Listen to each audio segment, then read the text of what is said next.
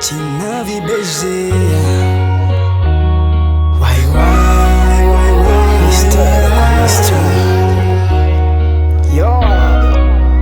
Kwa fitiava kwa noa va kulu taratefi.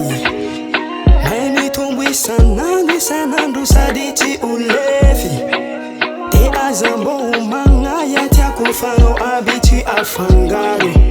Sateza toka ntena toka mpucha faka mitiarambaro. Keninu ninu niseu ninu rahandalo. Tirava fitiava kwa noro zegna diamaro aza fiavalo. Na manjidi nifsenga naro na diamame.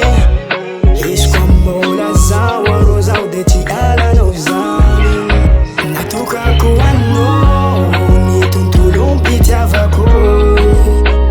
Hata mimi fuku, hata mimi vatako. Eya fikwa no kwa jabi zembo uanangako. Sadi ya no kwa atoku mama nizana kufitia vako no tisi fya faran.